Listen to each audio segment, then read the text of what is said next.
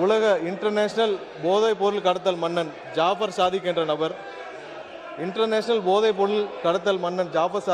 நபர் டெல்லியில் கைது செய்யப்பட்டார். அவருடனும் அப்போது இருந்த முதல்வர் குடும்பம் முதல் அமைச்சர்கள் வரை அதிகாரிகள் வரை அனைவரும் எவ்வளவு தூரம் தொடர்பில் இருந்தாலும் எல்லாருக்கும் தெரியும். இதுவரை அந்த நபர் சம்பந்தப்பட்ட எந்த வழக்கும் தமிழ்நாட்டில் பதிவு செய்யவில்லை. திமுக ஜாஃபர் சாதிக் தான் போதைப்பொருள் கடத்தல் மன்னன் என அமைச்சர் நிர்மல்குமார் பேசியுள்ளது திமுகவினர் மத்தியில் அதிர்ச்சியை ஏற்படுத்தியுள்ளது. மாண்புமிகு பேரவைத் தலைவர் வாயிலாக உறுப்பினர்களுக்கு தெரிவித்துக் கொள்கிறோம்.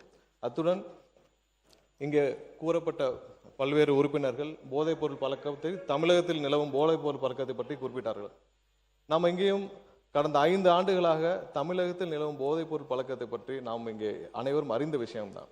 ஏற்கனவே உலக இன்டர்நேஷனல் போதைப் பொருள் கடத்தல் மன்னன் ஜாஃபர் சாதிக் என்ற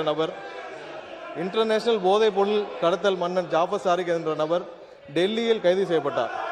அவருடனும் அப்போது இருந்த முதல்வர் குடும்பம் முதல் அமைச்சர்கள் வரை அதிகாரிகள் வரை அனைவரும் எவ்வளவு தூரம் தொடர்பில் இருந்தாலும் எல்லாருக்கும் தெரியும்.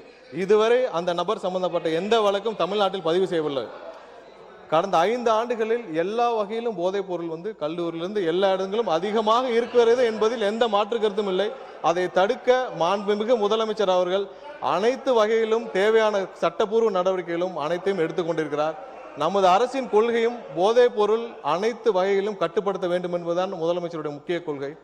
இந்த கடந்த ஆட்சியில் இந்த ஜாஃபர் சாதிக் போன்ற இன்டர்நேஷனல் போதை கடத்தல் மன்னன் எப்படி முதலமைச்சர் குடும்பம் முதல் அனைத்து அமைச்சர்கள் வரை தொடர்பில் இருந்தாரோ அது போன்ற எந்த ஒரு சம்பவமும் இதுமேல் நடக்காமல் தடுப்பதற்கான தேவையான அனைத்து நடவடிக்கைகளையும் முதலமைச்சர் கண்டிப்பாக எடுப்பார் என்பதை உறுதியாக சொல்லிக்கிறோம்.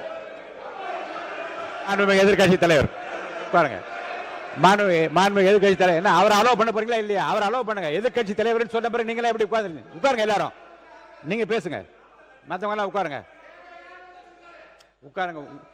எதிர்கட்சி தலைவர் நான் சொன்ன பிறகு அவர் கட்சியை சேர்ந்து நின்று கொண்டு இப்படி செய்வது சரியல்ல. நீங்க மட்டும் பேசுங்க. மாண்புமிகு பேரவைத் தலைவர்களே, நம்முடைய அமைச்சர் அவர்கள் சம்பந்தப்பட்ட ஒரு நபரின் பெயரை சொல்லி இங்கே குறிப்பிட்டு பேசியிருக்கிறார். அந்த சம்பந்தப்பட்ட நபர் மீது அப்படி ஒரு குற்றச்சாட்டை எழுந்ததுமே எங்களுடைய தலைவர் அவர்கள் உடனடியாக அவரை கைது செய்து அவரை என்னுடைய கட்சியிலிருந்தே உடனடியாக நீக்கிவிட்டோம். ஆனால் இவங்களுடைய ஆட்சியில் என்ன லட்சணத்தில் நடந்துகிட்டு இருக்கு என்பதை இன்னைக்கு மக்கள் பார்த்துக்கிட்டு இருக்கிறாங்க. இன்றைக்கு ஒரு அமைச்சரே ஐபிஎல் மேட்சில் பவுடர், இன்னைக்கு அமைச்சரை ஐபிஎல் உட்காருங்க முடிக்கிட்டோம்.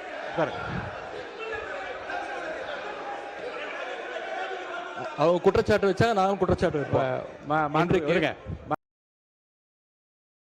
செய்திகளை உள்ளது உள்ளபடி தெரிந்து கொள்ள ரெஃப்ளெக்ட் நியூஸை சப்ஸ்கிரைப் பண்ணுங்க.